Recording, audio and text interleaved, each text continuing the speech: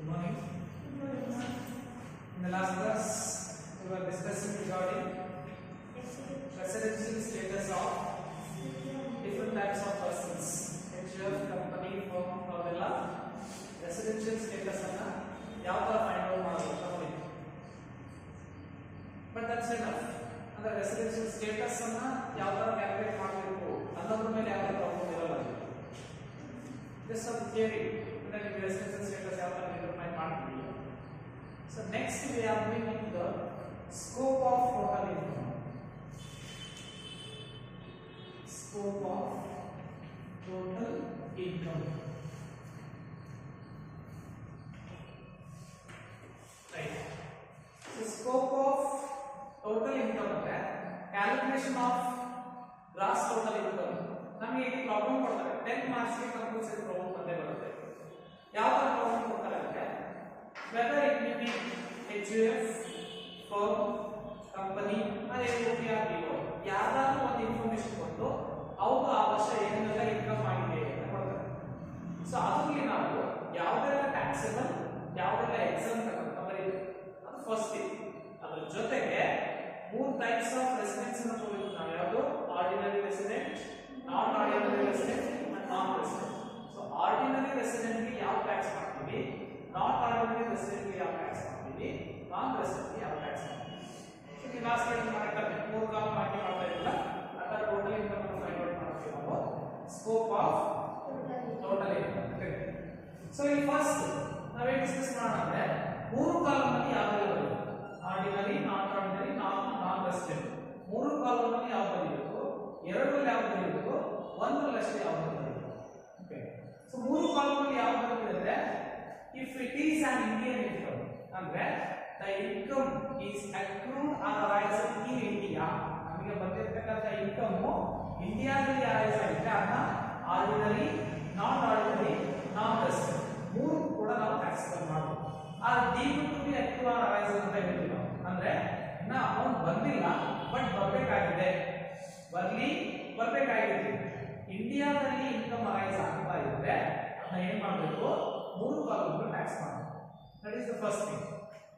Then ಎರಡು column ಅಲ್ಲಿ ಯಾವ ಟ್ಯಾಕ್ಸ್ ಮಾಡಬೇಕು, if it is an Indian income ಆದ್ರೆ ಅದರ ಜೊತೆಗೆ sir, if it is an foreign income ಆಗಿದ್ದು ಇಟ್ ಈಸ್ ಕಂಟ್ರೋಲ್ಡ್ ಫ್ರಮ್ ಇಂಡಿಯಾದಿಂದ ಕಂಟ್ರೋಲ್ ಆಗ್ತಾ ಇದ್ರೆ ಆರ್ಡಿನರಿ ಮತ್ತೆ ನಾನ್ ಆರ್ಡಿನರಿ ಕಾಲಮ್ ಬರ್ತೀವಿ, ನಾನ್ ರೆಸಿಡೆಂಟ್ ಕಾಲಮ್ ಬರೆಯೋದಿಲ್ಲ.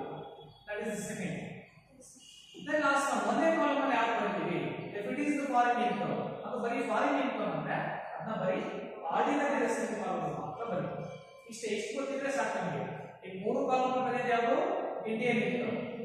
ಎರಡು ಕಾಲಮ್ ಬರೆಯೋದು ಯಾವುದು, foreign income controlled from India. Controlled ಅಂತ ಕರೀಬಹುದು ಅಥವಾ ಪ್ರೊಫೆಷನ್ ಸೆಟಪ್ ಇನ್ ಇಂಡಿಯಾ ಅಂತ ಕರೀತೀವಿ. ಓಕೆ. ಸೊ ಅದನ್ನ ಏನ್ ಮಾಡ್ತೀವಿ, ಎರಡು ಕಾಲಮ್ ಬರೀತೀವಿ. ಒಂದೇ ಕಾಲಮ್ ಬರೆಯೋದು ಯಾವುದು, ಫಾರಿನ್ ಇನ್ಕಮ್. ನಾಲ್ಕು ಕಾಲಮ್ ಮಾಡ್ತೀವಿ, ಸಿಂಪಲ್ ಆಗಿ ಬರೆಯುತ್ತದೆ. ಪರ್ಟಿಕ್ಯುಲರ್ಸ್,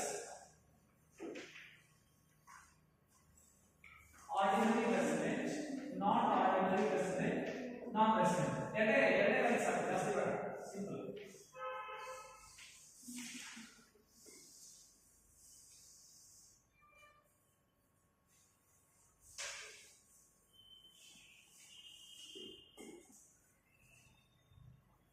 ಸೊ ಈ ಪರ್ಟಿಕ್ಯುಲರ್ಸ್ ಅಲ್ಲಿ ಎರಡು ಇನ್ಕಮ್ ಬರ್ತೀವಿ ನಾವು. ಒಂದು ಯಾವುದು ಅಂದ್ರೆ ಒಂದು ಇಂಡಿಯನ್ ಇನ್ಕಮ್ ಅಂತ, ಇನ್ನೊಂದು ಫಾರಿನ್ ಇನ್ಕಮ್. ಸೊ ಇದರಲ್ಲಿ ಯಾವ ಟ್ಯಾಕ್ಸಬಲ್ ಯಾವುದು ನಾನ್ ಟ್ಯಾಕ್ಸಬಲ್ ಅನ್ನೋದನ್ನ ಮಾತ್ರ ಬರೆಯಬೇಕು. Indian income ordinary resident taxable ಮಾಡಬೇಕಾ, ಮಾಡಬೇಕು ಅಂದ್ರೆ ಇಲ್ಲಿ ಟ್ಯಾಕ್ಸಬಲ್ ಬರೀಬೇಕು, ಅಂದ್ರೆ ಅಮೌಂಟ್ ಬರೀಬೇಕು. Non ordinary resident taxable, non resident taxable. ಅಂದ್ರೆ ಇಂಡಿಯನ್ ಇನ್ಕಮ್ ಅನ್ನು ನಾವು ಮೂರು ಕಾಲಮ್ ಬರೀತೀವಿ. Okay. Foreign income ordinary resident ಬರೀಬಹುದು, ಟ್ಯಾಕ್ಸಬಲ್ ಅಂದ್ರೆ ಒಂದೇ ಕಾಲಮ್ ಬರೀತೀವಿ ನಾವು ಫಾರಿನ್ ಇನ್ಕಮ್ ಅಂತ ಹೇಳಿದ್ವಿ, ಹೌದಾ? ಬಟ್ ನಾನ್ ಆರ್ಡಿನರಿ ರೆಸಿಡೆಂಟ್ ಬರೀಬೇಕಾ, ಬರೀಬಾರದು? ಬರೀಬೇಕು. ಯಾವಾಗ, if it is controlled from India. ಈಗ ಬರೀತೀವಿ ಏನಂತಂದ್ರೆ ಟ್ಯಾಕ್ಸಬಲ್ ಅಂತ ಬಂದು ಬ್ರಾಕೆಟ್ ಅಲ್ಲಿ if it is control from India ಅಂದ್ರೆ ಇಂಡಿಯಾದಿಂದ ಕಂಟ್ರೋಲ್ ಆಗ್ತಾ ಇದೆ ಅಂತ ಕೊಟ್ಟಿದ್ರೆ ಮಾತ್ರ ಬರೀತೀವಿ, ಇಲ್ಲ ಅಂದ್ರೆ ಬರೆಯಲ್ಲ. ಅರ್ಥ ಆಗ್ತಿದೆನಾ? ನಾನ್ ರೆಸಿಡೆಂಟ್ ಟ್ಯಾಕ್ಸ್ ಮಾಡ್ತೀರಾ? ಇಲ್ಲ, ಇದು ನಾನ್ ಟ್ಯಾಕ್ಸಬಲ್. It's simple. ಈಗ ಇಷ್ಟು ಅಂದ್ರೆ ಸಾಕು.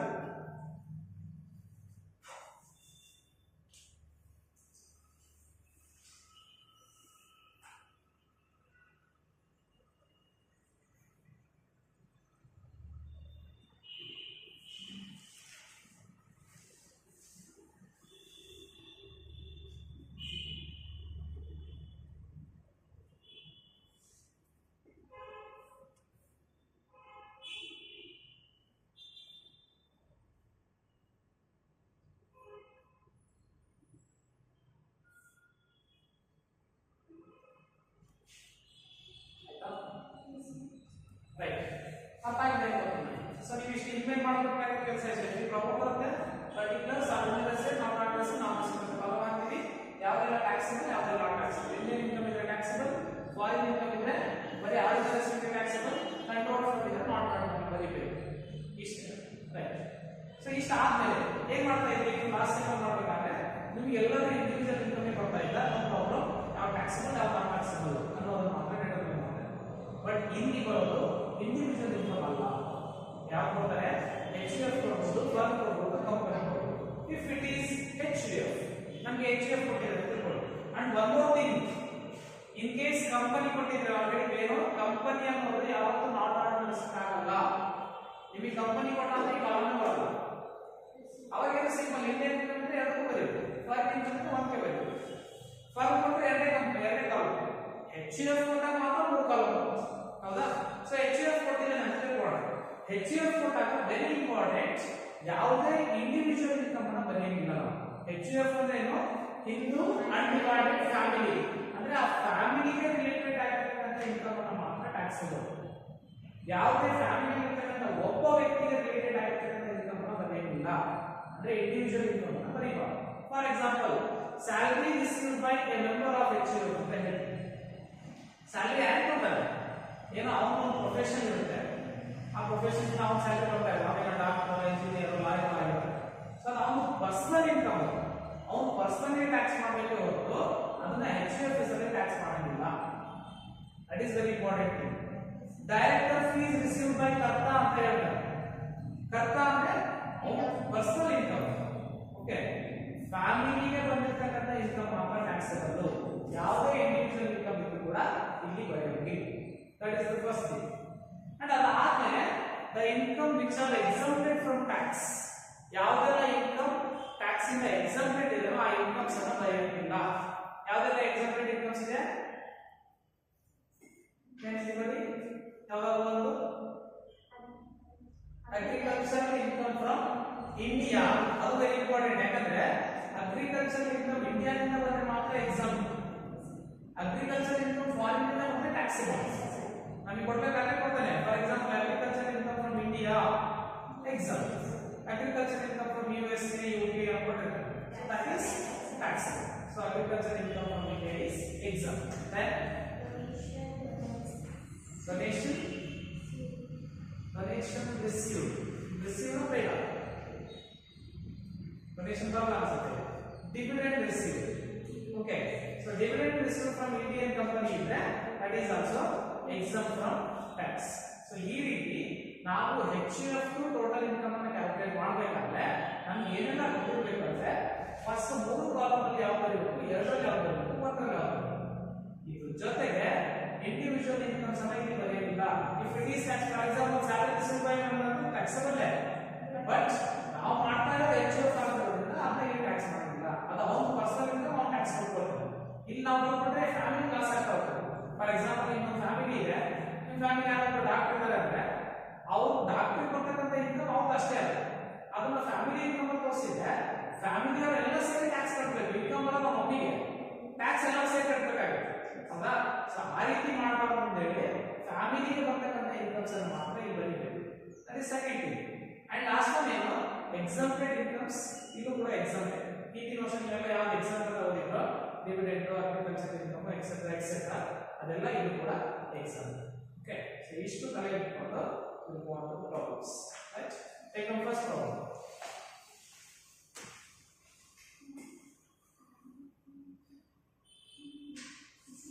Mr.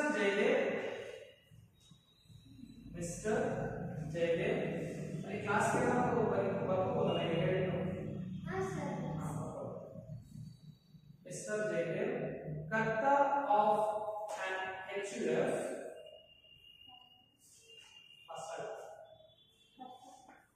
कर्ता of an HUF furnishes the following incomes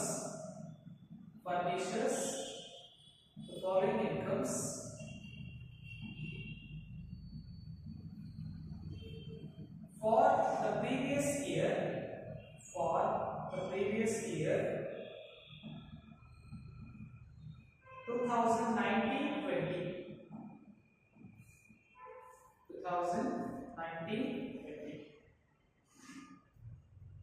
ಇಲ್ಲಿ 9 ಪಾಯಿಂಟ್ ಇದೆ 9 ಪಾಯಿಂಟ್ ಬರೆದಾದ್ಮೇಲೆ ಸೊಲ್ಯೂಷನ್ ಬರಬೇಕಾದ್ರೆ ಮತ್ತೆ ಆ ಪಾಯಿಂಟ್ಸ್ ಬರೀಬೇಕು ಸೊ ಅದಕ್ಕೆ ಏನು ಮಾಡ್ತೀರಾ ಅಂದ್ರೆ ಕಾಲಮ್ ಹಾಕ್ಬಿಟ್ಟು ಪಾಯಿಂಟ್ ಬರೋದು ಓಕೆ ಇದೇ ತರ ಪರ್ಟಿಕ್ಯುಲರ್ಸ್ ಆರ್ಡಿನರಿ ಅಷ್ಟೇ ನಾಟ್ ಆರ್ಡಿನರಿ ನಿಮಿಷನ ಈಗ ಹಾಕ್ತೀವಿ ಪರ್ಟಿಕ್ಯುಲರ್ಸ್ ಆರ್ಡಿನರಿ ಅಷ್ಟೇ ನಾಟ್ ಆರ್ಡಿನರಿ ಅಷ್ಟೇ ನಾಟ್ ಅಷ್ಟೇ ಇದೇ ತರ ಕಾಲಮ್ ಹಾಕ್ತೀವಿ ಪರ್ಟಿಕ್ಯುಲರ್ಸ್ ಜಾಸ್ತಿ ಜಾಗ ಇದೆ ಇದು ಜಸ್ಟ್ 4 ಡಿಜಿಟ್ ಅಮೌಂಟ್ ಬರೆಯೋದು ಅಷ್ಟೇ ಓಕೆ ಏನು ಬರ್ತಿಲ್ಲ 2019-20 continue compute gross total income of the family comma if the family is ordinary resident or comma not ordinary resident NOR or non-resident NR. Question. Column hatching particulars ordinary, non-ordinary and non-resident.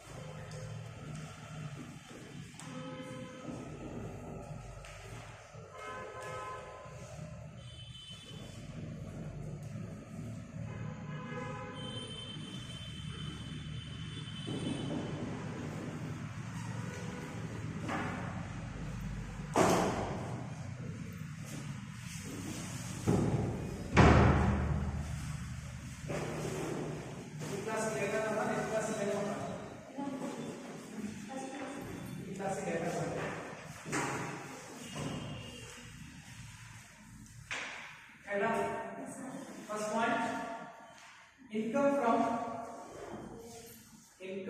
from business in Chennai. Amount mane bari ante column alli ordinary column bari particulars alle bari na question ne ಬರ್ತಾ ಇರೋದು ನೀವು explain ಬರೆಯಬಾರದು ಅಂತ problem column ಬರೆಯಬೇಕು. Income from business in Chennai rupees 1,50,000.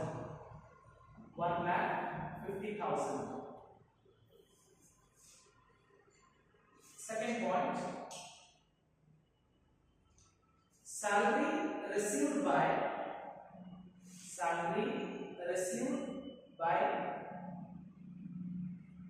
a member of HUF. Salary received by a member of HUF rupees 80,000. Rupees 80,000. Third one, profit from business in Australia. Profit from business Australia, which is controlled from Delhi, which is controlled from Delhi. Rupees 1,25,000. 1,25,000. Next, fourth point. Income from house property. Income from house property in London. Income from house property in London. Deposited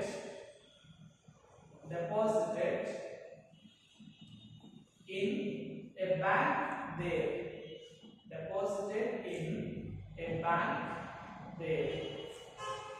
Rupees 1,20,000.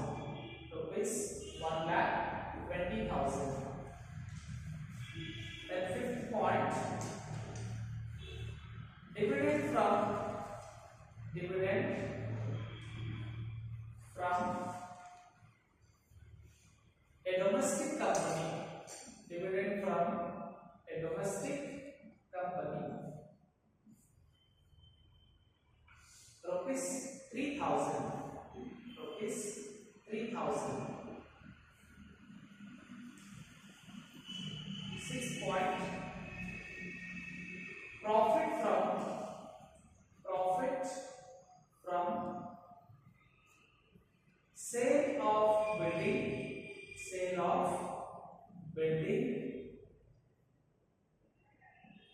in Sri Lanka,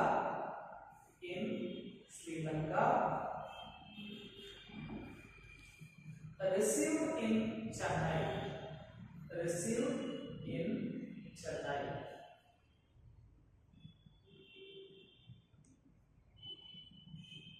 Rupees 88,000.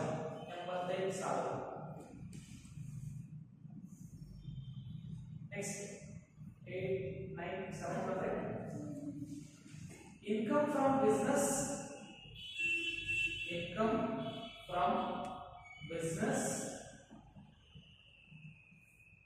In Mumbai.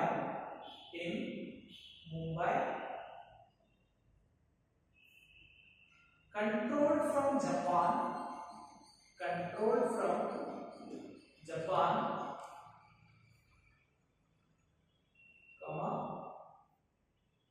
Half received in 1 by 2 ಅಥವಾ HALF. Half received in Japan. Rupees 1,80,000. Rupees 1,80,000. Next, director fees received by Jaidev. Director fees received by Jaidev. Rupees 30,000. 30,000. The last one. Income from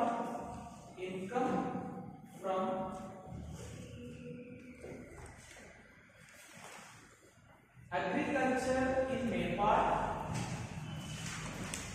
Income from agriculture in Nepal. Rupees 1,10,000.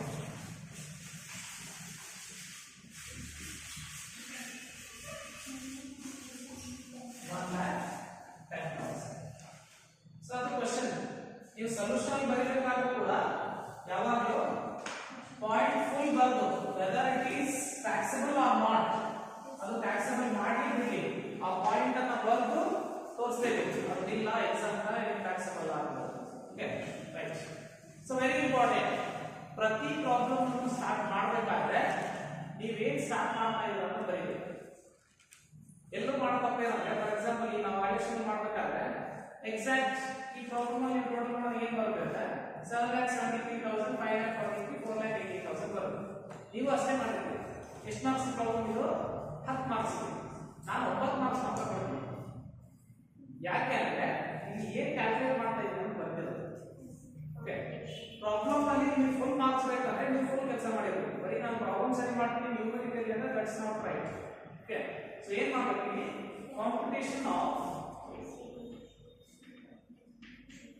computation of gross total income of HUF for the previous year 2019-20.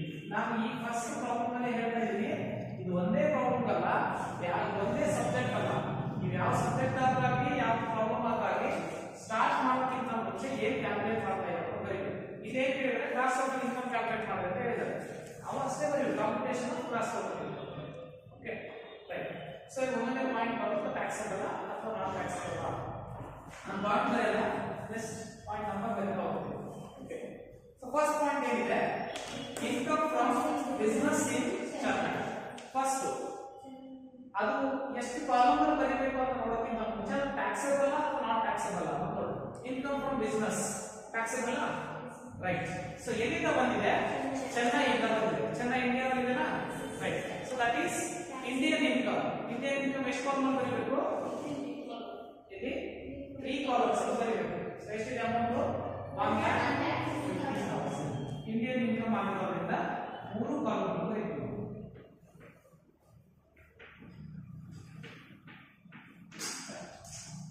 Next, second one. Salary received by a member of HUF.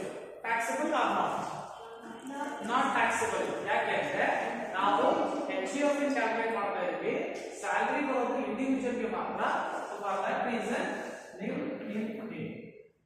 Salary ಅನ್ನ tax ಮಾಡ್ತೀವಿ. Third, profit from business in Australia which is controlled from Delhi. Business ಇರೋದು ಎಲ್ಲಿ? Australia. ಒಂದು column ಮಾತ್ರ taxable. Next ಮುಂದೆ ಏನು ಹೇಳಿದರೆ, control from Delhi. ಇಂಡಿಯಾದಿಂದ ಕಂಟ್ರೋಲ್ ಆಗ್ತಾ ಇದೆ ಅಂದ್ರೆ ಏನಿರಬೇಕು? ಸೆಕೆಂಡ್ ಕಾಲಮ್ ಬರೀಬೇಕು. ಸೊ ಎಷ್ಟು ಕಾಲಮ್ ಬರುತ್ತೆ? 2 ಕಾಲಮ್ ಮಾತ್ರ ಬರುತ್ತೆ. Profit from business in Australia control from Delhi ಅಂತ ಬಂದು ಅಮೌಂಟ್ 1,25,000. ಬರೀ ಫಾರಿನ್ ಇನ್ಕಮ್ ಆಗಿದೆ, ಬರೀ profit from business in Australia ಅಂತ ಹೇಳಿದ್ರೆ ಇಲ್ಲೇ ಬರೀತಾ ಇದ್ದೀವಿ. But control from Delhi, Delhi ಇಂಡಿಯಾದಲ್ಲಿದೆನಾ? ಹಾಂ, ರೆಸಿಪಿ ಬರೀಬೇಕಾ? ಸೊ ಇಲ್ಲಿ ಪ್ಲೇಸಸ್ ಕೊಟ್ಟಾಗ ಆ ಪ್ಲೇಸಸ್ ಇಂಡಿಯಾದಲ್ಲಿ ಇದೆನಾ ಇಲ್ವಾ ಅಂತ ನಿಮಗೆ ಕರೆಕ್ಟ್ ಗೊತ್ತಿರಬೇಕು. Okay, next, income from house property in London deposited in bank wave. House property income ಎಲ್ಲಿಂದ ಬಂದಿದೆ? ಲಂಡನ್ ಇಂದ ಬಂದಿದೆ, ಅಲ್ಲೇ ಡೆಪಾಸಿಟ್ ಮಾಡಿದ್ದಾರೆ ಅಂತ ಹೇಳ್ತಾರೆ. ಅಂದ್ರೆ ಓನ್ಲಿ ಫಾರಿನ್ ಇನ್ಕಮ್. ಬರೀ ಫಾರಿನ್ ಇನ್ಕಮ್ ಯಾವ ಕಾಲಮ್ ಎಷ್ಟು ಕಾಲಮ್ ಬರೀಬೇಕು? ಒಂದೇ ಕಾಲಮ್ ಅಲ್ಲಿ ಬರೀಬೇಕು. ಯಾವ ಕಾಲಮ್ ಅಲ್ಲಿ? ನಾನ್ ರೆಸಿಡೆಂಟ್ ಅಲ್ಲ, ಆರ್ಡಿನರಿ ರೆಸಿಡೆಂಟ್ ಕಾಲಮ್ ಮಾತ್ರ ಬರೀಬೇಕು. ಎಷ್ಟಿನ amount?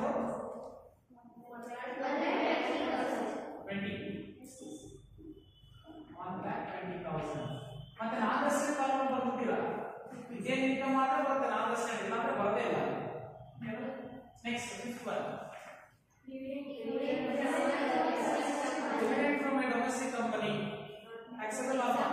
That is exempt from tax. ನೋಡ್ರಿ, ವೆರಿ ಇಂಪಾರ್ಟೆಂಟ್ ಏನಂದ್ರೆ ಇಲ್ಲಿ ಸ್ಯಾಲರಿ ರಿಸೀವ್ಡ್ ಬೈ ಮೆಂಬರ್ ಅಂತ ಇದೆ, ಅದನ್ನ ನಾನು ಎಕ್ಸಮ್ಟ್ ಅಂತ ಬರ್ದಿಲ್ಲ, ನಿಲ್ ಅಂತ ಬರ್ದಿಲ್ಲ. Because that is not exempt from tax. ಇದನ್ನ ನಾವು ಅವನ ಹೆಸರಲ್ಲಿ ಟ್ಯಾಕ್ಸ್ ಮಾಡಬೇಕು. But dividend from domestic company ಯಾರ ಹೆಸರು ಟ್ಯಾಕ್ಸ್ ಮಾಡಂಗಿಲ್ಲ, ಅದು ಎಕ್ಸಮ್ಟ್ ಫ್ರಮ್ ಟ್ಯಾಕ್ಸ್. ಎಕ್ಸಾಮ್ ಅಂತ ಬಂದ್ರೆ ಎಕ್ಸಾಮ್ ಅಂತ ಬರೀಬೇಕು, ನಿಲ್ ಅಂತ ಬರೀಬೇಕು. ಅರ್ಥ ಆಯ್ತಾ?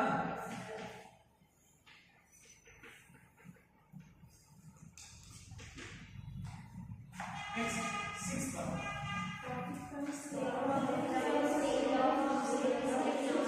Right. Profit from sale of wedding in Sri Lanka received in Chennai. Sale ಮಾಡಿದ್ದು ಶ್ರೀಲಂಕಾದಲ್ಲಿ, ಅಮೌಂಟ್ ರಿಸೀವ್ ಮಾಡೋದು ಚೆನ್ನೈ. ಚೆನ್ನೈ ಇಂಡಿಯಾದಲ್ಲಿ ಇದೆನಾ? ಇಂಡಿಯಾದಲ್ಲಿ ರಿಸೀವ್ ಮಾಡಿದ್ರೆ ಎಷ್ಟು ಅಮೌಂಟ್ ಬರಬೇಕು? ಎಷ್ಟು? 2. No. And first point ಹೇಳಿದೆ, if it is accrue or arising in India. Okay. ನಾವು ಇನ್ಕಮ್ ಅನ್ನ ಇಂಡಿಯಾದಲ್ಲಿ ರಿಸೀವ್ ಮಾಡ್ತಾ ಇದೀವಿ ಅಂದ್ರೆ ಬೇರೆ ಯೋಚನೆ ಮಾಡಬೇಡ, ಮೂರು ಕಾಲಮ್ ಬರೆಯೋದು. ಅರ್ಥ ಆಗ್ತಿದೆನಾ?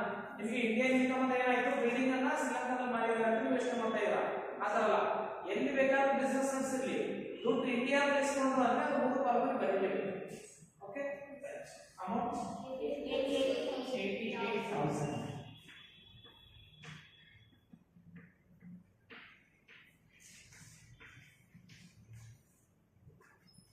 Next, control from Japan, half received in Japan. ಎಷ್ಟು ಕಾಲಮ್ ಬರಬೇಕು? half ಅಷ್ಟೇ, ಮೂರು ಕಾಲಮ್ ಬರಬೇಕು. ಈಗ ಅಮೌಂಟ್ ಎಷ್ಟಿದೆ? 1,80,000. ಆರ್ಡಿನರಿ ರೆಸಿಡೆಂಟ್ ಕಾಲಮ್ ಎಷ್ಟು ಬರಬೇಕು?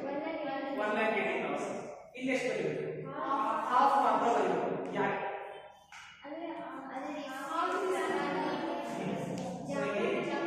It's very simple. ನಿಮ್ಮನ್ನ ಕನ್ಫ್ಯೂಸ್ ಮಾಡಬೇಕಂತ ಅಷ್ಟೇ ಗೊತ್ತಾಗಲ್ಲ. ಇನ್ಕಮ್ ಬಂದಿರೋದು ಎಲ್ಲಿಂದ? ಇನ್ಕಮ್ ಬಂದಿರೋದು ಮುಂಬೈಯಿಂದ. ಮುಂಬೈ ಎಲ್ಲಿದೆ? ಇಂಡಿಯಾದಲ್ಲಿದೆ. ಸೊ ಇಂಡಿಯನ್ ಇನ್ಕಮ್ ಮುಂದಕ್ಕೆ ಓದಲೇಬೇಕಿಲ್ಲ ನೀವು. ಫಾರಿನ್ ಇಂದ ಇನ್ಕಮ್ ಬಂದು ಹಾಫ್ ಮುಂಬೈಯಲ್ಲಿ ನಾವು ರಿಸೀವ್ ಮಾಡಿದ್ವಿ ಅಂದ್ರೆ ನೀವೇನೆಲ್ಲ ಅರ್ಥ ಮಾಡಬಹುದು. ಇದೇ ಸೆಂಟೆನ್ಸ್ ಚೇಂಜ್ ಮಾಡಿ, income from house property in Japan half receive ಇನ್ ಮುಂಬೈ ಅಂತ ಇದೆ. 1,80,000 ಬಂದು 45 ಬರ್ತಾ ಇದೆ. ಬಟ್ ರಿಸೀವ್ ಮಾಡೋದು ಇನ್ಕಮ್ ಬಂದಿರೋದು ಇಂಡಿಯಾದಲ್ಲಿ. ಇಂಡಿಯಾದಲ್ಲಿ ಇನ್ಕಮ್ ಅಂತಂದ್ರೆ ನೀವು ಬೇರೆ ಯೋಚನೆ ಮಾಡಬೇಕಿಲ್ಲ, ಮೂರು ಕಾಲಮ್ ಬಂದ್ಬಿಡು. ನಾನು ಹೇಳ್ತಾರೆ ಕಾನ್ಸೆಪ್ಟ್ ಅರ್ಥ ಆಗ್ಬಿಟ್ಟಿದೆ. ನಾನೇನು ಹೇಳಿದೆ, ಇಂಡಿಯನ್ ಇನ್ಕಮ್ ಮಾತ್ರ ಮೂರು ಕಾಲಮ್ ಬರೀತೀವಿ, ಫಾರಿನ್ ಇನ್ಕಮ್ ಆದ್ರೆ ಮಾತ್ರ ಆರ್ಡಿನರಿ ರಿಸೀವ್ ಕಾಲಮ್ ಬರೀತೀವಿ. ಅರ್ಥ ಆಗ್ತಿದೆನಾ? ಸೊ ಅಲ್ಲಿ ಏನು ಪೂರ್ತಿ ಇನ್ಕಮ್ ಇಂಡಿಯಾದೇ ಅದು. ಜಪಾನ್ ನಲ್ಲಿ ಹಾಫ್ ರಿಸೀವ್ ಮಾಡಿದ್ರೆ ಅಂದ್ರೆ ಅದು ಬೇಕಿಲ್ಲ ನಮಗೆ, that is Indian income. So ಮೂರು ಕಾಲಮ್ ನಾವು ಬರೀಲೇಬೇಕು. 700 ಅಮೌಂಟ್ 1,80,000.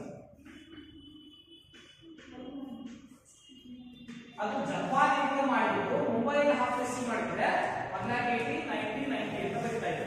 ಅದು ಇಂಡಿಯನ್ ಇನ್ಕಮ್, ಆದ್ರಿಂದ ಮೂರು ಕಾಲಮ್ ಫುಲ್ ಬರೀಬೇಕು. Next, director fee is received by JJ. Taxable or not?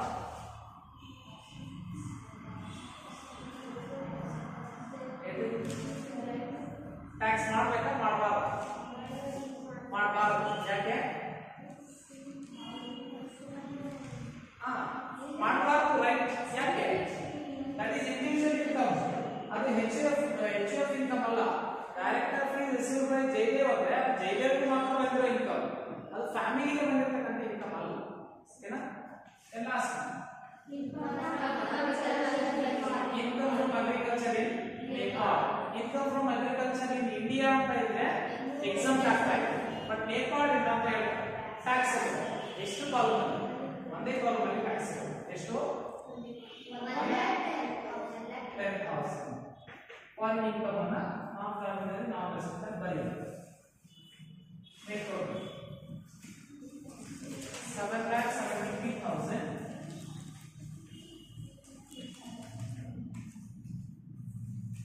5,43,000.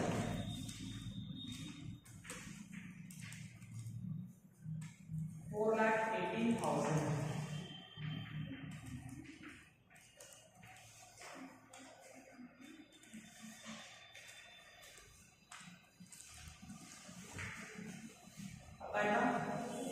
3 doubts.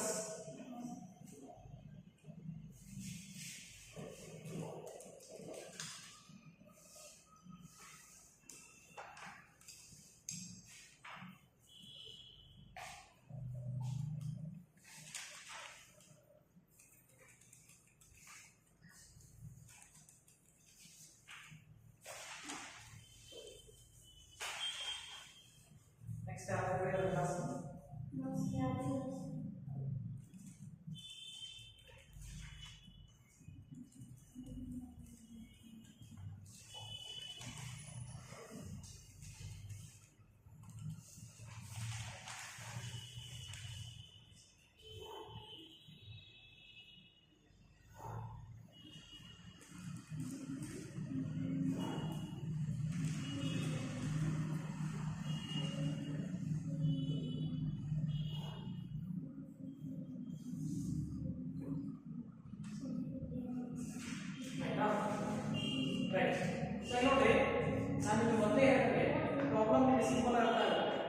one thing ಏನ್ ಕ್ಯಾಲ್ಕುಲೇಟ್ ಮಾಡ್ತೀವಿ ಅಂತ ಕಲಿಬೇಕು.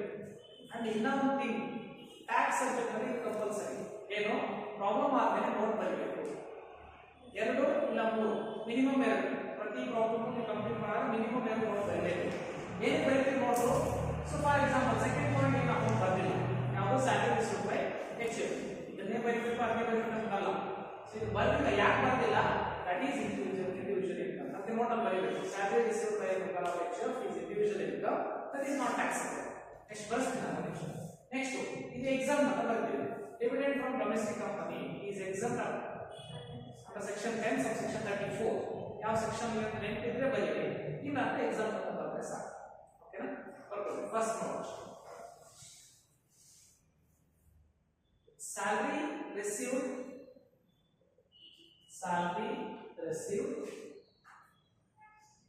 and director fees are individual incomes. ARR are individual incomes are not taxable. Individual incomes are not taxable. Second, dividend from domestic company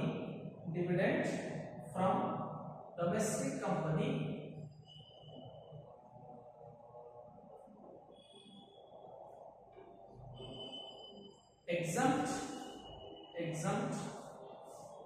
up to rupees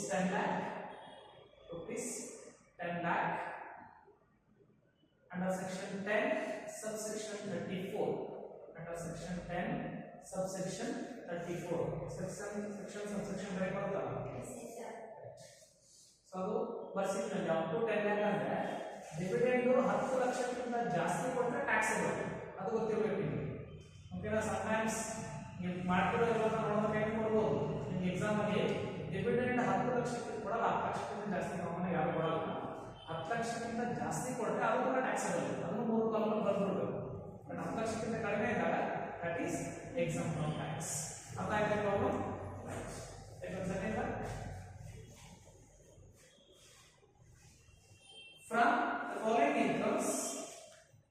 From the following incomes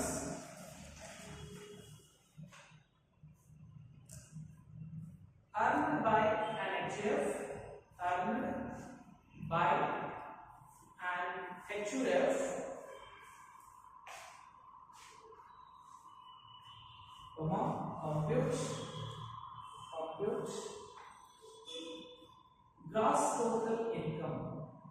compute gross total income.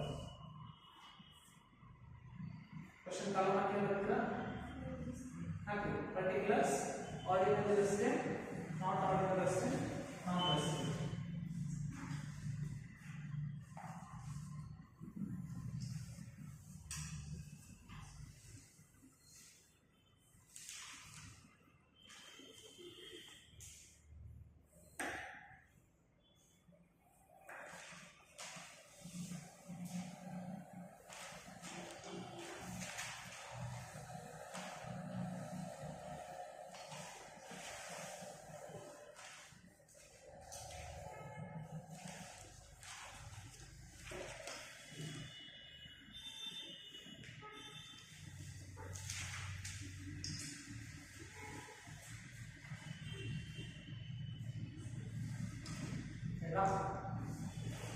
First point, dividend from an Indian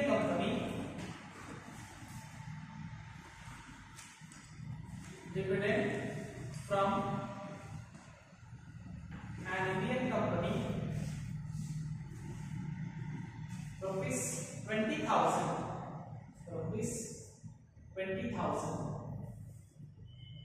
Second point, share from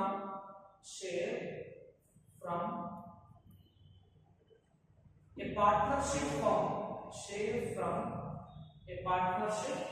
firm, rupees 12,000. 7,000. Third one, agricultural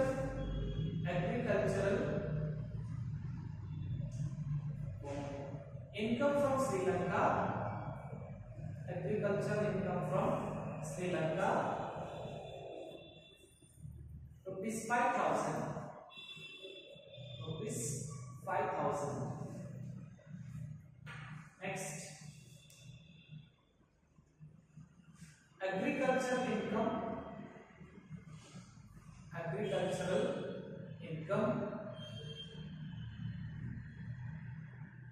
from Bangalore,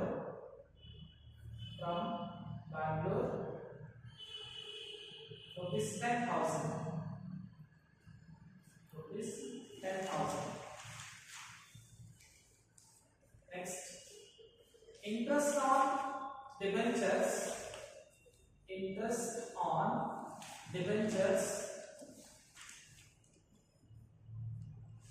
Of a foreign company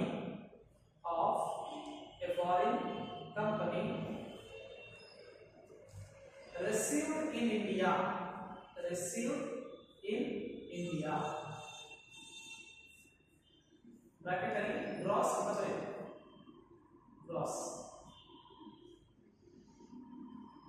rupees 20,000. Next, salary received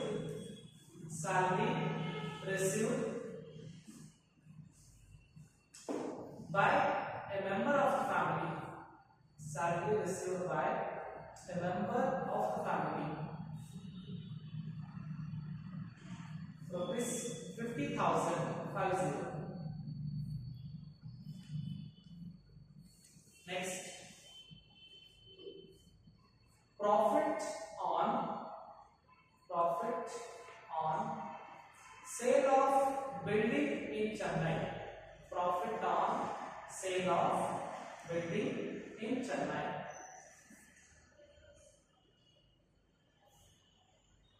rupees 25,000. Rupees 25,000. Next, income from house property.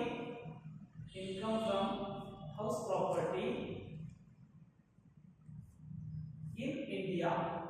Income from house property in India, rupees 5,000. Rupees 5,000. Next, income from business in Kolkata.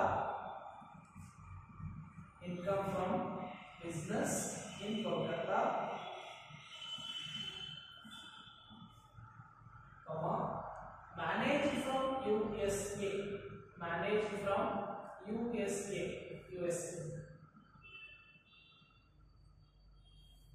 Rupees 20,000. The last one,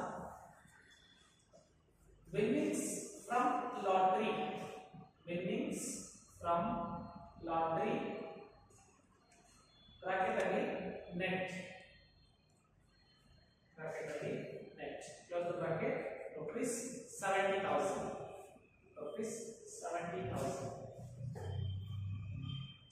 Right. So ಇವಾಗ ಯಾವೆಲ್ಲ ಮೂರರಲ್ಲಿ ಬರಬೇಕು, ಎರಡರಲ್ಲಿ ಬರಬೇಕು, ಒಂದರಲ್ಲಿ ಬರಬೇಕು. ಒಂದರಲ್ಲಿ ಬರಬೇಕಂದ್ರೆ don't think non consent problem ಬರಬೇಕಂತ ಅಲ್ಲ.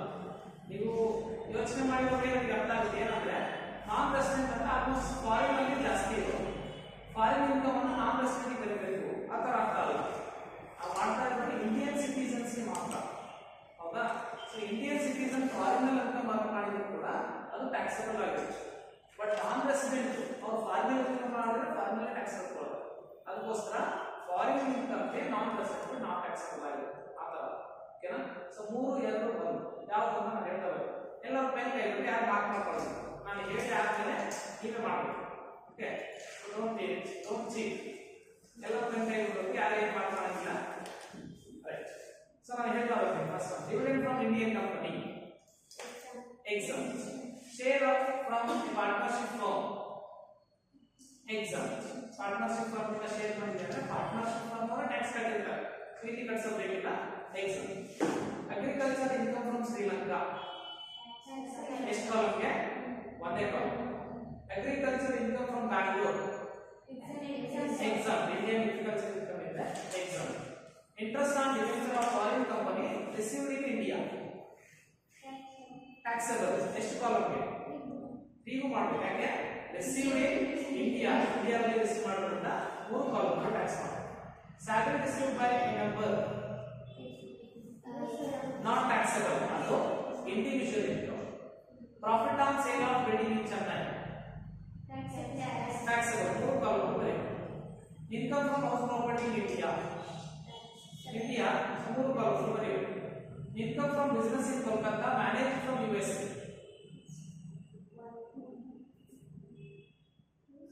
ಇನ್ಕಮ್ ಏನಿದೆ? Income from business in India ಅಂದ್ರೆ ಇದು ಕೋಲ್ಕತ್ತಾ ಅಂದ್ರೆ ಇಂಡಿಯಾದಲ್ಲಿ. ಕೋಲ್ಕತ್ತಾದಲ್ಲಿ ಇನ್ಕಮ್ ಇದೆ, ಅದು ಕೋಲ್ಕತ್ತಾದಲ್ಲಿ ಇಂಡಿಯಾದಲ್ಲಿ ರಿಸೀವ್ ಮಾಡಿದ್ರೆ ನೀವು ಬೇರೆ ಇನ್ವೆಸ್ಟ್ ಮಾಡೋದಕ್ಕೆ ಅಮೌಂಟ್ ಬರಬೇಕು. ಇಲ್ಲೇ ನಾವು ಕನ್ಫ್ಯೂಷನ್ ಮಾಡದೇ ಇಲ್ಲ. ಫಾರಿನ್ ಇನ್ಕಮ್ ಇದ್ದು ಇಂಡಿಯಾದಿಂದ ಕಂಟ್ರೋಲ್ ಆಗ್ತಾ ಇದ್ರೆ 2 ಕಾಲಮ್. ಇಂಡಿಯನ್ ಇನ್ಕಮ್ ಆಗಿ ಎಲ್ಲಾದ್ರೂ ಕಂಟ್ರೋಲ್ ಆಗಲಿ, ಅದು ಇನ್ಕಮ್ ಇಂಡಿಯಾ ಅಂದ್ರೆ ನಾವು 3 ಬರಬೇಕು. ಓಕೆನಾ? So income from business in Kolkata manage from US ಅಂದ್ರೆ 3 ಕಾಲಮ್ ಬರೀಬೇಕು. Last winnings from lottery net ಅಂತ ಇದೆ, ಅಂದ್ರೆ 3 ಕಾಲಮ್ ಬರೀಬೇಕು. ಸೊ ನೀವು ನೋಡಿ ಅಬ್ಸರ್ವ್ ಮಾಡಿದ್ರೆ 5th ಪಾಯಿಂಟ್ ಅಲ್ಲಿ ಗ್ರಾಸ್ ಅಂತ ಇದೆ, ಹೌದಾ? ಲಾಸ್ಟ್ ಪಾಯಿಂಟ್ ಅಲ್ಲಿ ನೆಟ್ ಅಂತ ಇದೆ. ನಾವು ಟ್ಯಾಕ್ಸ್ ಮಾಡೋದು ಯಾವಾಗಲೂ ಗ್ರಾಸ್ ಅಮೌಂಟ್ ಅಂದ್ರೆ ಹೊರತು ನೆಟ್ ಅಮೌಂಟ್ ಅಲ್ಲ. ಸೊ ಗ್ರಾಸ್ ಅಂತ ಇರುತ್ತೆ ಆಸ್ ಇಟ್ ಒಂದೇ ಹೋಗ್ಬೇಕು. ನೆಟ್ ಅಂತ ಇರೋದನ್ನ ಗ್ರಾಸ್ ಅಂತ ಮಾಡಬೇಕು. ನೀವು ಹಿಂದಿನ ಸೆಮ್ ಅಲ್ಲಿ ಇನ್ಕಮ್ ಫ್ರಮ್ ಅದರ್ ಸೋರ್ಸ್ ಮಾಡಬೇಕಾದ್ರೆ ಮಾಡ್ತಾ ಇದ್ವಿ, ಅದು ಎಷ್ಟು ಮಟ್ಟಿಗೆ ಜನರಿಗೆ ಗೊತ್ತಿಲ್ಲ ನಮಗೆ. ನೆಟ್ ಅಂತ ಇದ್ರೆ ಅದನ್ನ ಗ್ರಾಸ್ ಅಪ್ ಅಂತ ಮಾಡಬೇಕು. ಇಂಟ್ರೆಸ್ಟ್ ಆನ್ ಸೆಕ್ಯೂರಿಟೀಸ್ ಇದ್ರೆ 10% ಮಾಡ್ತಾ ಇದ್ವಿ, ಬಟ್ ಇದು ಕ್ಲಾಸ್ ಯಾವುದು ವಿನ್ನಿಂಗ್ಸ್ ಫ್ರಮ್ ಲಾಟರಿ ಇದ್ರೆ 30% ಮಾಡ್ತಾ ಇದ್ವಿ, ಅಂದ್ರೆ ಅದನ್ನ ಗ್ರಾಸ್ ಅಪ್ ಮಾಡಬೇಕು. ಇವಾಗ ಅದು 70% ಇದೆ, ಅದನ್ನ 100% ಮಾಡಬೇಕು ಅಂತ. ಹೇಗೆ ಮಾಡ್ತೀವಿ? 70,000 ಇದೆ, ಹೌದಾ? ಇಂಟು 100 by 70 ಎಷ್ಟು ಬರುತ್ತೆ? 1 lakh. ಸೊ 3 ಕಾಲಮ್ಗೆ 1 lakh ಅಂತ ಬರಬೇಕು, 70,000. ಇನ್ ಕೇಸ್ ಇದೆ ಇಂಟ್ರೆಸ್ಟ್ ಆನ್ ಸೆಕ್ಯೂರಿಟೀಸ್ ಆದ್ರೆ 100 by 90 ಅಂತ ಮಾಡ್ತಾ ಇದ್ದೀವಿ. ಇದು ವಿನ್ನಿಂಗ್ಸ್ ಆಗಿರೋದ್ರಿಂದ 100 by 70. ಓಕೆನಾ? ಸೊ ಇಷ್ಟು ಮಾಡಿ 3 ಕಾಲಮ್ಗೆ 1 lakh 1 lakh 1 lakh ಅಂತ ಬರೀತೀವಿ. ಓಕೆ, ಮಾಡ್ತೀರಾ? ಮಾಡಿ.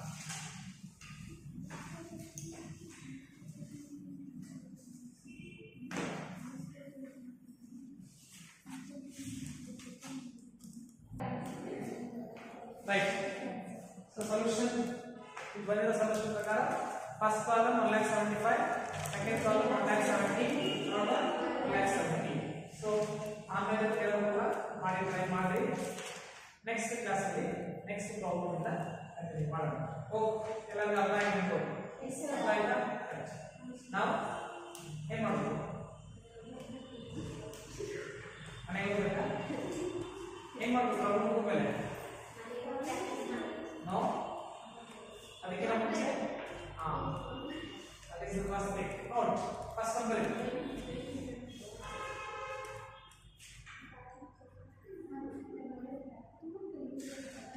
dividend from Indian company, dividend from Indian company, comma share from partnership firm, share from partnership firm, comma agricultural income from Bangalore, agricultural income from Bangalore or exempt from tax, or exempt from tax. ಈ 3 point ನೀವು ಅದು exam ಅಂತಾನೆ ಬರೀಬೇಕು, ಓಕೆನಾ?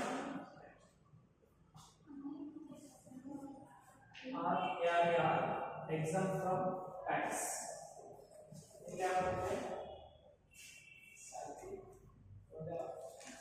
Next second one share from partnership firm. ಇಲ್ಲ, ಅದು exam time. Share ಏನು ಕೊಟ್ಟಿವಲ್ಲ ಅದು ಟ್ಯಾಕ್ಸ್ ಮಾಡಲಿಲ್ಲ, ಅದನ್ನು ತೆಗೆದು ಟ್ಯಾಕ್ಸ್ ಕಳಿಸಿದ್ವಿ ಅದು ನಿಮಗೆ ಪಾರ್ಟ್ನರ್ಶಿಪ್ ಫಾರ್ಮ್ ಮಾಡಬೇಕಾದ್ರೆ ಹೇಳಿಲ್ಲ ಅರ್ಥ ಆಗುತ್ತೆ ಓಕೆನಾ second point salary received is an individual income salary received is an individual income comma hence that is not taxable right so ಈ ರೀತಿ